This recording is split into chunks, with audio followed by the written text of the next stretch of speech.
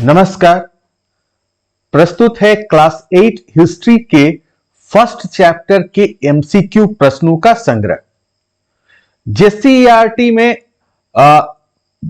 History के प्रथम chapter का नाम है आधुनिक काल में भारत का इतिहास और एनसीईआरटी में हिस्ट्री के प्रथम चैप्टर का नाम है प्रारंभिक कथन, कैसे, कब और कहां। तो आइए शुरू करते हैं। पहला प्रश्न, भारत के अंतिम वायसराय कौन थे? यहां चार ऑप्शन दिया गया है: Lord Canning, Lord Mountbatten, Lord Ripon, Lord Wellesley. तो अंतिम वायसराय थे लॉर्ड माउंटबेटन। और यह प्रश्न मुख्यमंत्री मेधा छात्रवृत्ति 2022 में आया था। अब प्रश्न संख्या 2, भारत का राष्ट्रीय पुरालेखागार स्थापित हुआ 1920 के दशक में, 1930 के दशक में, 1940 के दशक में, 1950 के दशक में। तो यह स्थापित हुआ था 1920 के दशक में। और यह प्रश्न NMMSS 2223 अर्थात राष्ट्रीय साधन सह मेधा छात्रवृत्ति की परीक्षा जो 22-23 में हुई थी, उससे यह प्रश्न लिया गया है। प्रश्न संख्या 3 है, a history of British India लिखा गया है चार्ल्स डार्विन द्वारा, जेम्स मिल द्वारा, अल्बर्ट आइंस्टाइन द्वारा, थॉमस हार्डी द्वारा। तो यह लिखा गया था जेम्स मिल द्वारा। और यह प्रश्न राष्ट्रीय साधन सह मेधा छात्रवृत्ति 21-22 में आया था।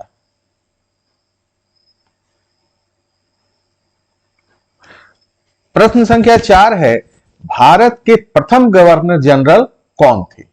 तो ये थे वारेन हेस्टिंग्स।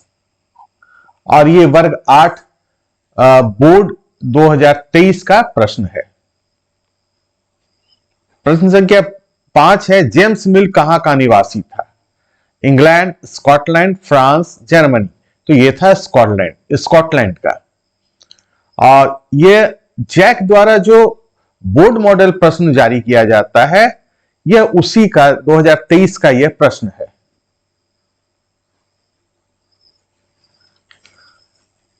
राष्ट्रीय संग्रहालय और राष्ट्रीय अभिलेखागार कहां पर स्थित हैं?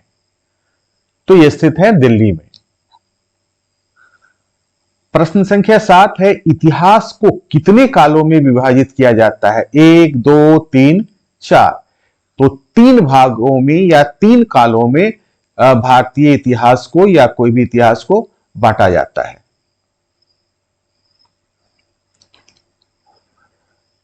जेम्स मिल ने भारत के इतिहास को किस 3 कालखंडों में बांटा? हिंदू, मुस्लिम, ब्रिटिश। और चौथा है सभी। तो जेम्स मिल ने 3 कालों में बांटा था, वो था हिंदू, मुस्लिम और ब्रिटिश, यानी सभी।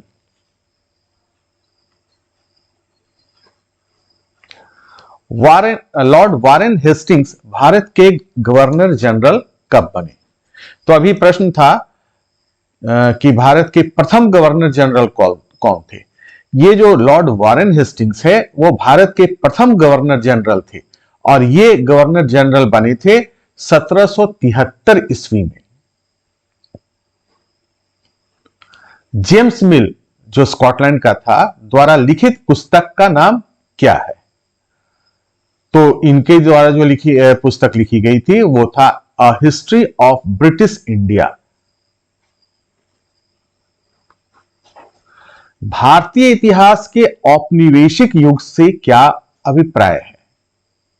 प्राचीन काल, मध्यकाल, ब्रिटिश काल, वर्तमान काल। तो यह है ब्रिटिश काल। ब्रिटिश काल को हम औपनिवेशिक युग के नाम से जानते हैं।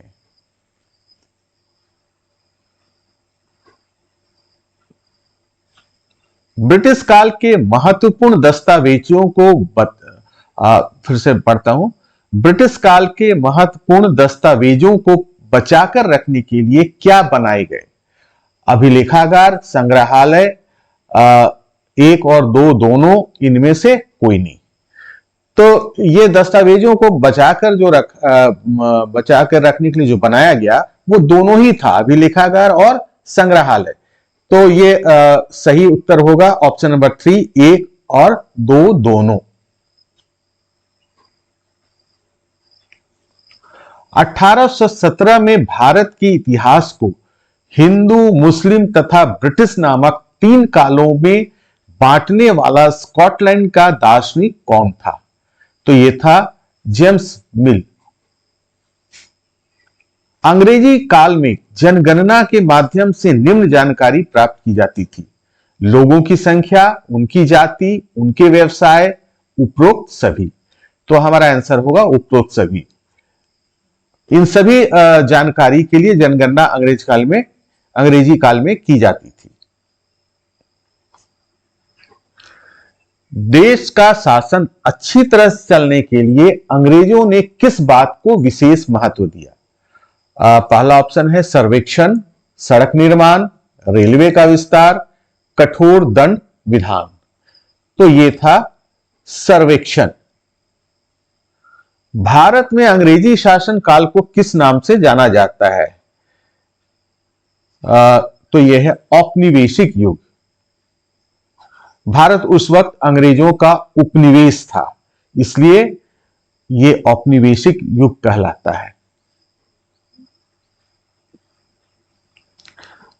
प्रश्न संख्या 17 है, एक वक्त में इतिहासकार किस चीज के जादू में खोए रहते थे? युद्धों, तारीख, खेल, शिक्षा। तो एक ऐसा वक्त था जब इतिहास सिर्फ इन बातों में उलझे रहते थे, इन बातों में खोए रहते थे कि कौन सा शासक को कब गद्दी मिली, कब उसने कौन सी लड़ाई लड़ी, है ना, कब उसने कौन सा काम किया। अर्थात वो उलझे रहते थे तारीखों में सिर्फ। तो ये हमारा आंसर है ऑप्शन नंबर 2, तारीख।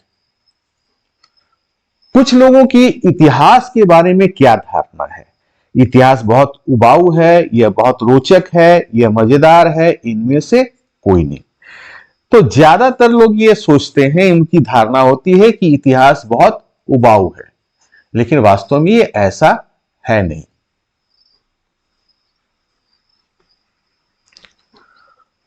रॉबर्ट क्लाइव ने किसे हिंदुस्तान के नक्शे तैयार करने का काम सौंपा था? तो ये थे जेम्स रेनेल।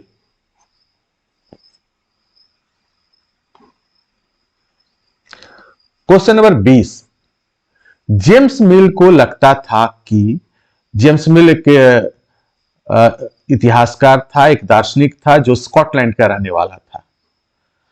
तो उसका विचार क्या था भारत के बारे में? एशियाई समाज सभ्यता के मामले में यूरोप से पीछे है, वो ये मानता था। भारत में अंग्रेजों के आने से पहले यहां हिंदू और मुसलमान तानाशाहों का ही राज था। और ये तीसरा है, यहां चारों ओर धार्मिक बैर, जातिगत बंधनों और अंधविश्वास का ही बोलबाला था। और चौथा ऑप्शन है इनमें से सभी। तो जेम्स मिल इनमें से सभी को मानता था, उनको सभी ये लगता था जो 1, 2, 3 ऑप्शन है। तो हमारा आंसर होगा इनमें से सभी। तो ये थे क्लास 8 हिस्ट्री के प्रथम चैप्टर से 20 महत्वपूर्ण एमसीक्यू प्रश्न। ये प्रश्न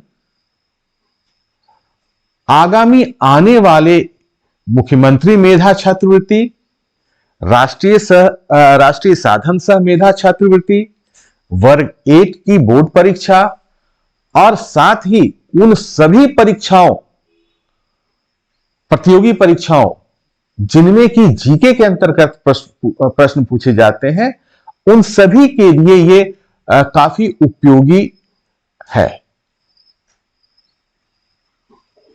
धन्यवाद।